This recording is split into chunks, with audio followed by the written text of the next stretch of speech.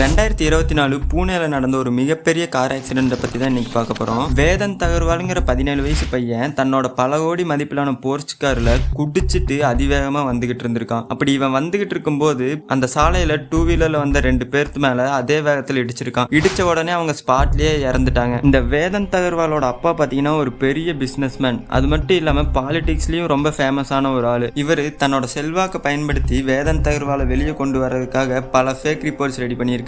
அதையெல்லாம் கண்டுபிடிச்ச ஜட்ஜு என்ன தண்டனை கொடுத்தாரு தெரியுமா? இந்த மாதிரி கொடூரமான தப்பு பண்ண இவனுக்கு கொடுத்த தண்டனை பார்த்தீங்கன்னா வெறும் கட்டுரை எழுதுறது. இந்த ஜட்ஜ்மெண்ட்டை பார்த்து மொத்த இந்தியாவுமே கேள்வி எழுப்புனாங்க. அந்த கேள்வியில் என்ன கேட்டாங்கன்னா, இதே ஒரு மிடில் கிளாஸ் பீப்புளோ புவர் பீப்புளோ இருந்திருந்தா இந்த தண்டனை தான் கொடுத்துருப்பீங்களான்னு கேட்டாங்க. ஆனா இந்த மாதிரி கேள்வி எழுப்பியும் பல நியூஸ் வந்தும் எந்த ஒரு மாற்றமும் இல்லை அந்த ஜட்ஜ்மெண்ட்ல. இப்போமே 2025 பூனே போலீஸ் ஜுவனைல் ஜஸ்டிஸ் போர்டுக்கு பெட்டிஷன் போட்டிருக்காங்க. அந்த பெட்டிஷன்ல இந்த வேதந்த் அகர்வாலுக்கு 18 வயசு ஆயிடுச்சு, அவன் மைனர் இல்ல மேஜர், அதனால இந்த கேஸை மேஜரா டீல் பண்ற மாதிரி தான் பண்ணணும்னு சொல்லி போட்டிருக்காங்க. ஆனா ஜுவனைல் ஜஸ்டிஸ் போர்டு இதையெல்லாம் ரிஜெக்ட் பண்ணியிருக்காங்க. இந்த ஜட்ஜ்மெண்ட் பத்தின உங்களோட கருத்தை கமெண்ட்ல சொல்லுங்க.